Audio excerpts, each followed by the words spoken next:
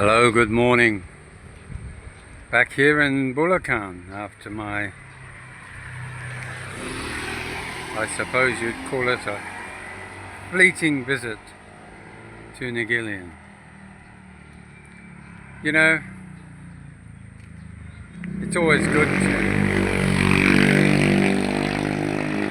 walk along a road and be able to talk over the noise of mufflers and everything else. No, that's taken my line of thought. But this morning, just like every other morning, no matter where we are able to take the opportunity to have a bit of exercise, show people the views of my neighborhood, and maybe sometimes reflect on some of the thoughts that I might have each day. And no doubt you have them too. The problem with that, of course, is many who watch my videos often think, what's this crazy man talking about next? I don't expect everybody to sympathize, understand, even concepts that I put forward. Sometimes are a little bit challenging for many, inasmuch that we all have different views about life, and trying to explain just how it feels to be a foreigner here in the Philippines and to deal with many of the troubling issues that I'm sure, if we all wanted to admit the truth, happen to us most of the time. I'm not particularly susceptible to any more than yourselves, but what does happen here happens to me, and I try and share it without being disrespectful necessarily to those around me. But you get on a bus, and I'm sure many of you have, or an aeroplane or a train, and you glance out of the window at life going by. Little glimpses, flashes of how life could be, maybe for yourself, if you were in that position. But also, it's sparked with, I suppose, grand ideas, concepts and thoughts again that don't really necessarily equate to your own life. I likened going back. I did a little short of me looking out the window, going back, and of course immediately it's clickbait. I realized that. Where's he going? What's he doing? But it was more about the image of looking out, going back, going forward, going sideways. But it was contemplation, ideas of thoughts that maybe you also experience. And we all, as foreigners, need to realize that we need a little bit of thoughts each day to get us through each day. It's okay saying, oh well, John, you're a deep thinker. Yes, I am. I'm one that looks at a bigger picture than what is presented to me in front, necessarily. But more importantly, it is about the big picture. If we don't look at a big picture each day, how do we hold ourselves together enough to deal with each day? Because there will, and undoubtedly, being a foreigner in a foreign country has its own challenges anyway. But if you then put into the mix emotions, troubles, situations, that also can add to the, I suppose you'd call it the drama of the moment. You know, going back to Naguillian was many things. It was a mercy mission. No, nobody in trouble, but it was a mercy mission of something had to be done, that I could only be the one to do it. And also, it was important to catch up with at least the girls, who I haven't been able to see for many months. Wow, what lovely women they've turned out to be. Without any animosity, without any handout, without any feeling of guilt. It was a wonderful moment that I spent. Yes, I slept in the same bedroom as the girls, and it was very relaxing, knowing that those that were around me were of the same mind. That was that Dada was home, and let's make his day a happy one too. And I think that's what the message is, really. It's not about scoring points. It's not about always being right. And this is the problem in the Philippines. Many relationships fall apart just simply because of stubbornness, jealousy, worrying about what other people think, instead of the two people that are actually involved in that relationship. You know, it's so easy to find anywhere in the world that you can also have situations where you buy a new fridge. Everybody else wants a new fridge. You buy a new car. Everybody else strives for a new car. And therefore, it's a bit of one-upmanship, a situation of, I suppose you would call it, keeping up with the Joneses.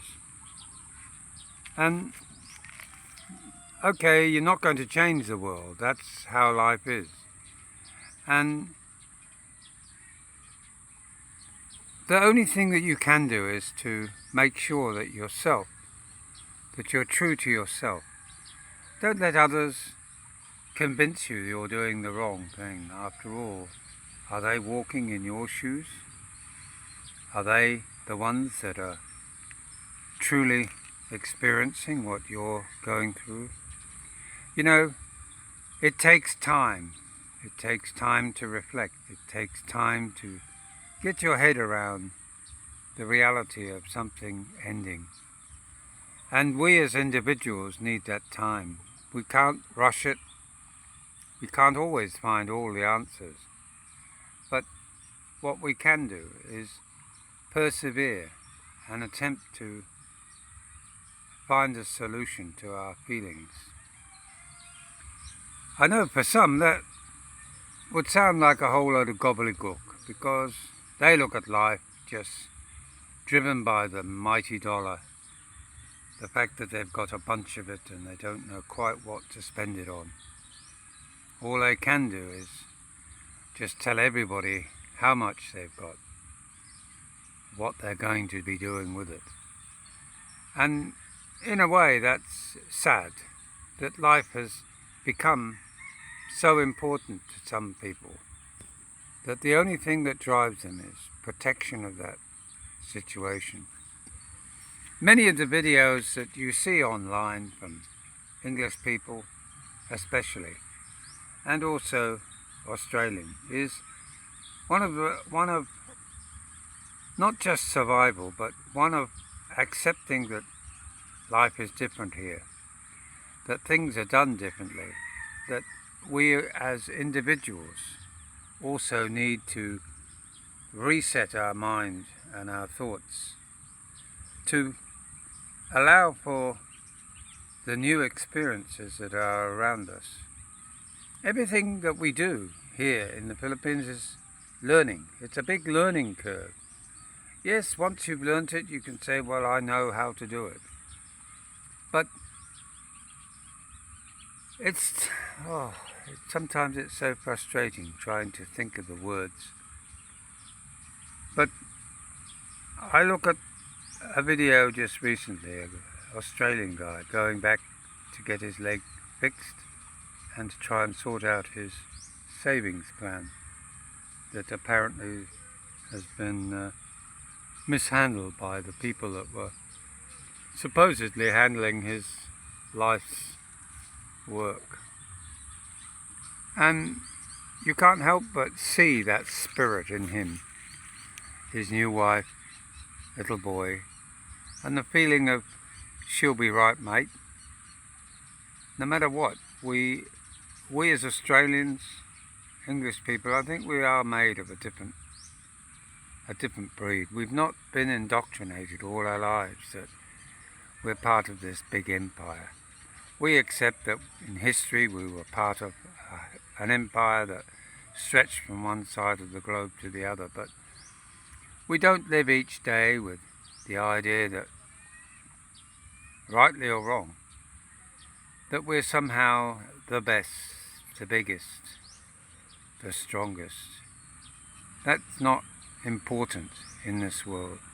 If you want to have a war, maybe it is. But you have to remember that having a life is more important than having all of that. And I get sick and tired of hearing Americans especially with that line of thought that somehow they save the world. Even your own president at the moment has, I think unwisely, talked about America winning the Second World War.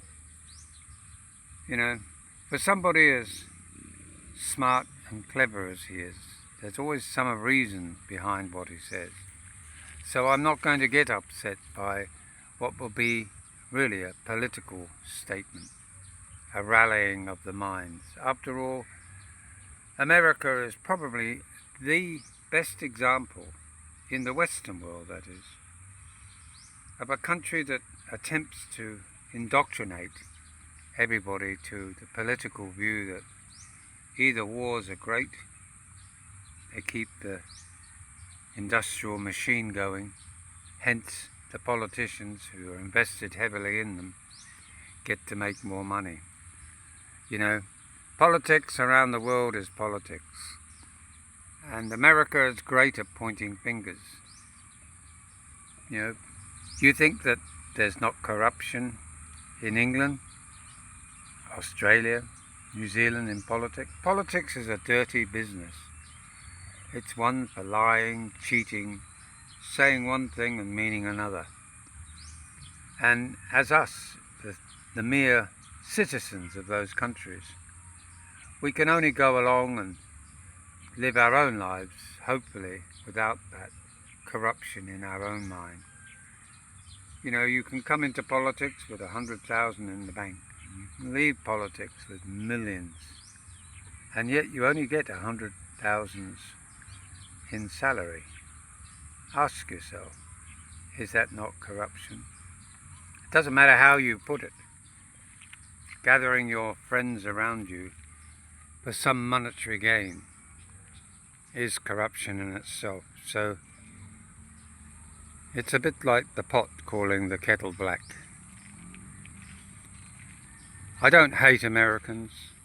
I hate the system of where the idea that they talk about freedom of speech in America, but they forget, or many do, not all, because there are people who I would describe as normal, good-thinking, upright individuals in America, of all races. And again, you know, America is divided by race, by ethnicity, by monetary assets. You know, you don't measure Gandhi by the amount of money he had. You don't measure Jesus by the dollars in his bank account in whatever currency was at that time. We have people in America, what they say, God-fearing Americans. God-fearing Americans is fine. It's great to live by some rule, especially in a country that seems to like changing and tinkering with all of the rules. And my mother once said, yes, in American, if it ain't broke, don't try and fix it. And it's so true. If you have a system that's working, why do the politicians always need to tinker with it and try and supposedly make it better? The answer is quite clear. Control and more money for them.